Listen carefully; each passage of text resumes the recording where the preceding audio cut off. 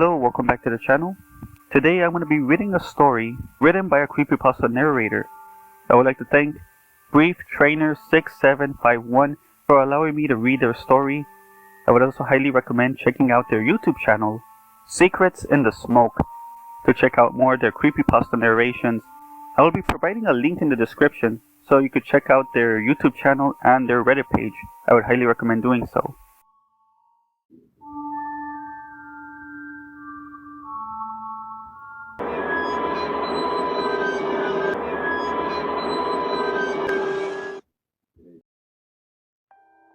Have you ever followed a rule without knowing why?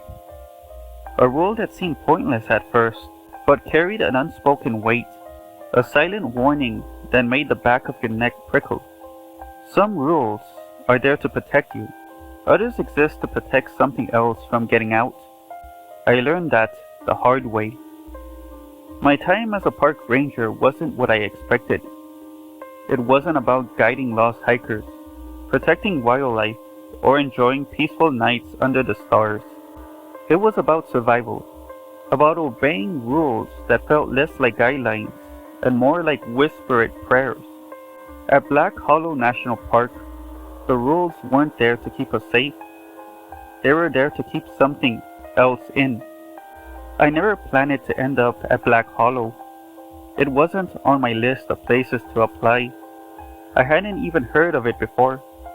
But after months of job hunting, after sending out resume after resume and receiving nothing but polite rejections or silence, my phone rang. "We reviewed your application," a man's voice said, flat and to the point. "We'd like you to start immediately.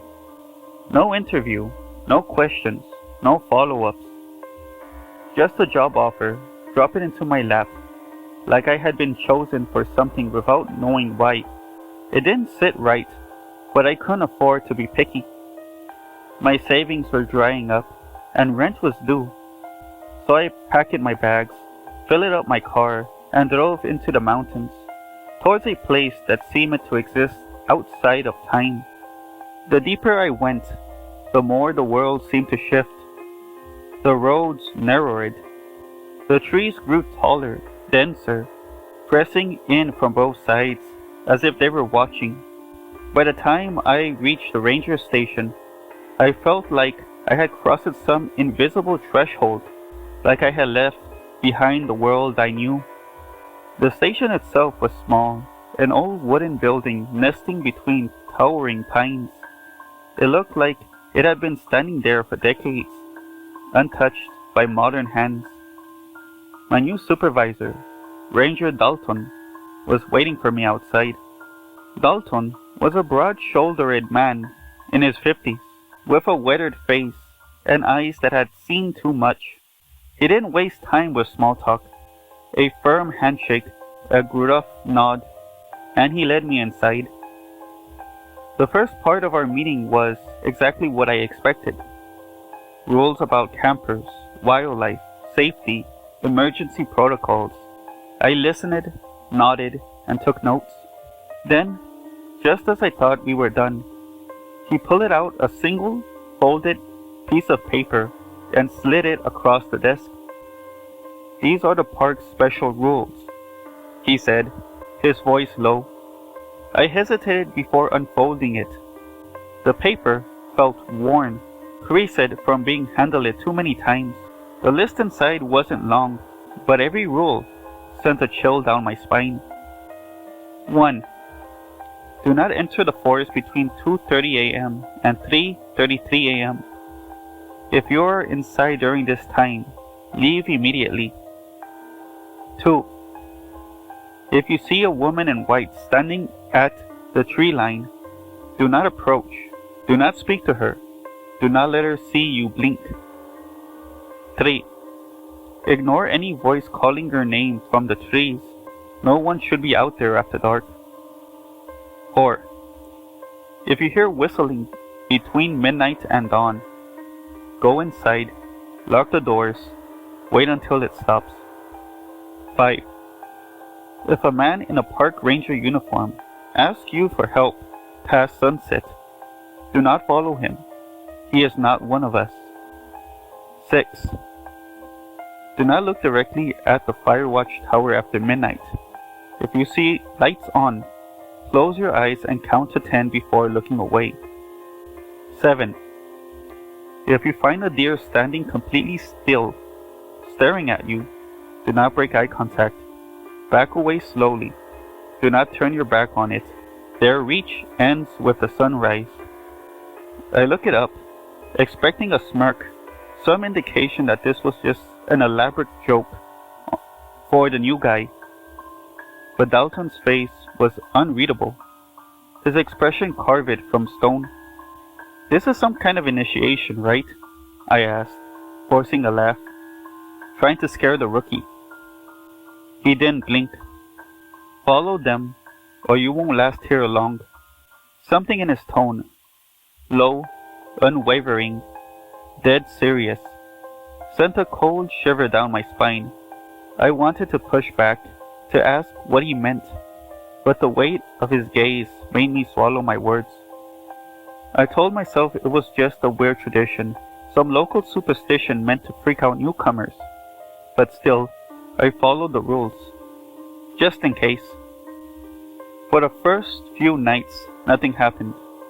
The air was still, the forest eerie quiet, and I started to believe maybe it was all nonsense. Maybe Dalton and the others were just messing around with me. Then, everything changed.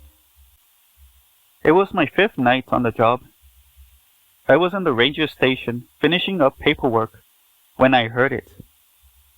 A whistle, low and slow, a timeless melody drifting through the open window. My entire body went rigid. My brain scrambled for an explanation. Wind through the trees, maybe a bird, but deep down, I knew. Rule number 4. If you hear whistling between midnight and dawn, go inside, lock the doors, wait until it stops. Heart pounding, I reached for the window and slammed it shut. My hands trembled as I locked the door and turned off the lights.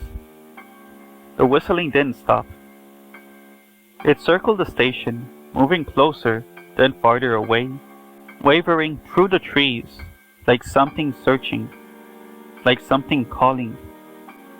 I held my breath. Seconds stretched into minutes. My ears strained in the darkness. Every muscle in my body locked in place. Then, just as suddenly as it had started, it stopped. I didn't sleep after that. And I knew without a doubt that Black Hollow's rules weren't just superstitions. They were warnings. And something's out there waiting for me to break them. 2 nights later, my shift was almost over, and I found myself near the eastern tree line. The air was thick with silence, the kind that made every footstep sound too loud. Every breath felt like it disturbed something unseen. My flashlight cut through the dark, sweeping over the towering pines and the dense undergrowth. Then I saw it. Something pale, barely visible between the trees. At first I thought it was a trick of the light, maybe the moon reflecting off a patch of fog or the smooth bark of a birch tree. But as I stepped closer, I realized it wasn't a trick. A woman stood there. She wore a long white dress, the fabric draping loosely around her body, unmoving despite the faint breeze whispering through the branches. Her posture was unnaturally stiff, rigid, as if she had been standing there for hours, watching me. A slow crawling dread slithered up my spine. I raised my flashlight, my fingers tightening around it. The beam cut through the dark and landed on her face. My stomach plummeted. She had no eyes, just 2 hollow sockets, dark, endless voids that swallowed the light, reflecting nothing back. Every instinct screamed at me to run. My legs locked in place, my breathing turned shallow. Then, through the rising panic, A thought clawed its way to the front of my mind. Rule number 2. If you see a woman in white, do not approach. Do not speak to her. Do not let her see you blink. I forced myself to stay still. My vision blurred as my eyes burned. My lungs tightened with the desperate need to blink. It felt unnatural, unbearable, like my body was rebelling against me. Then she moved. Her head tilted, slowly and deliberate, as if she was listening for something. A soft, almost curious motion. I felt like an animal caught in a predator's gaze. Then, just as silently, she stepped back. Another step, and then, as if the darkness itself swallowed her whole, she was gone. The second she disappeared, my body gave in. My eyes slammed shut, burning tears spilling down my face as I sucked in a shuddering breath. But I was still standing. I was alive. I fumbled for my radio with shaking hands, pressed the button with more force than necessary. Dalton, I rasped, my voice barely above a whisper.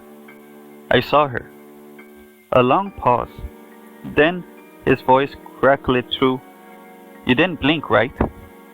His tone was sharp, urgent. No. Good. Go back inside. I didn't argue. I couldn't. A week passed, but the fear never left me. Every night I patrolled with a careful, measured silence, my mind constantly circling back to her, to those empty sockets, to the way she moved, like something that wasn't supposed to exist in the world. I followed the rules religiously, every single one, but that didn't mean I felt safe. It was close to midnight when I finished my last patrol of the evening. The path leading back to the ranger station was empty, the trees looming on either side, the branches reaching towards the sky like skeletal fingers.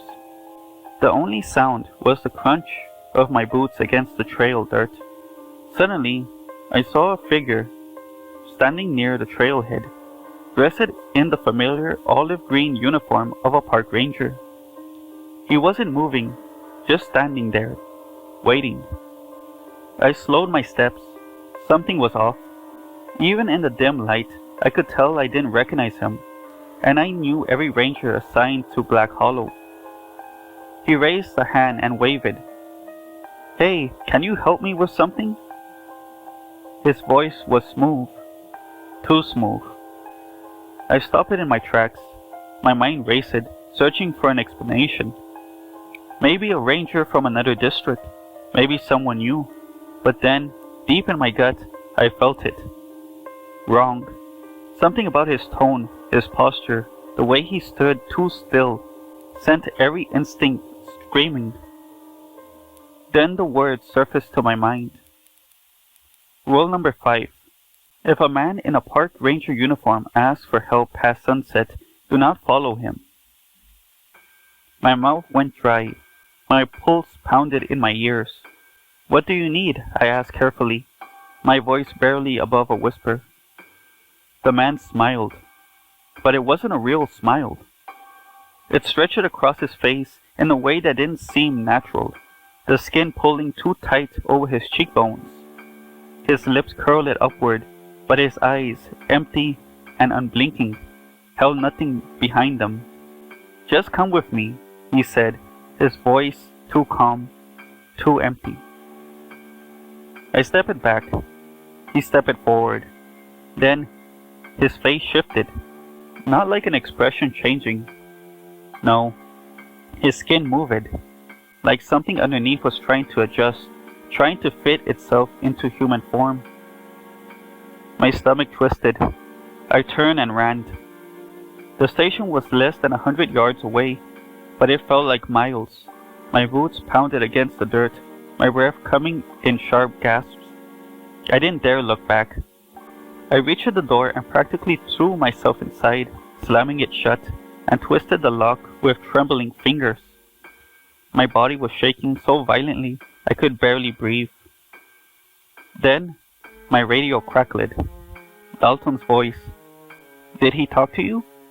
I swallowed, forcing my breath to steady. Yes, I whispered. A long pause. Did you follow him? No. Silence. Then finally, Dalton spoke again. Good. Another pause, longer this time. Then, quietly, he said, Get some rest. But how could I? Because now I knew there was more than one thing in Black Hollow, and some of them were our faces. By now, I followed every rule like my life depended on it, because I was starting to believe it did. I had now memorized the paper that held the rules by heart, because breaking even one of them could cost me my life. One night, I was hiking a remote trail, far from the main paths, where the trees pressed in close, and the only sound was my own footsteps crunching against fallen leaves. The air was cold, still, untouched by the usual sounds of the forest. Then, ahead of me on the trail, I saw a massive buck. Its antlers stretched wide, jagged like twisted branches. Its body was eerie, still. Its legs locked in place, as if it had been frozen mid-step. It didn't move, didn't flicker its ears, didn't even breathe. It just stared. A deep, unsettling feeling crawled over my skin. Then, like a reflex, my mind pulled up another rule. Rule number 7. If you find a deer standing completely still, staring at you, do not break eye contact. Back away slowly. Do not turn your back. A pulse of fear shot through me. I forced my muscles to stay still, to resist the instinct to run. Carefully, I took a slow step backward. The deer's mouth opened. A sound came out. Not a grunt, not the sharp, startled cry deer sometimes make. A voice, a graveled, broken whisper. You shouldn't be here. My body seized with terror.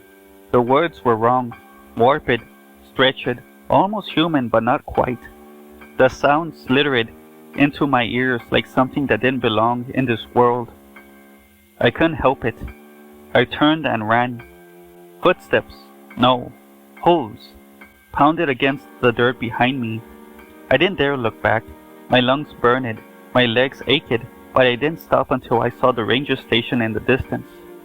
Only then did I allow myself to glance over my shoulder. The trail was empty. The sun was up, but the silence still clung to the air, suffocating and heavy. I never used that trail again. 3 months later, I quit. I didn't need any more signs. I didn't need to understand. I just knew I had to leave. Dalton didn't try to stop me. He didn't ask why. He just nodded, his expression unreadable. Not everyone can handle it. As I packed up my things, a question gnawed at me. Something I had avoided asking since the first night. But now, on the verge of leaving, I couldn't hold it in. The rules. I hesitated, gripping the strap of my backpack. They're not to protect us from the park, are they? Dalton let out a slow breath, rubbing a hand over his face. No, he said finally, his voice quieter than I'd ever heard it. They're to protect the park from us. A shiver ran down my spine. I didn't ask what he meant. I didn't want to know. I just got in my car, drove out of Black Hollow, and never looked back. And no matter where I go, no matter how much time has passed, I never, ever break another rule again.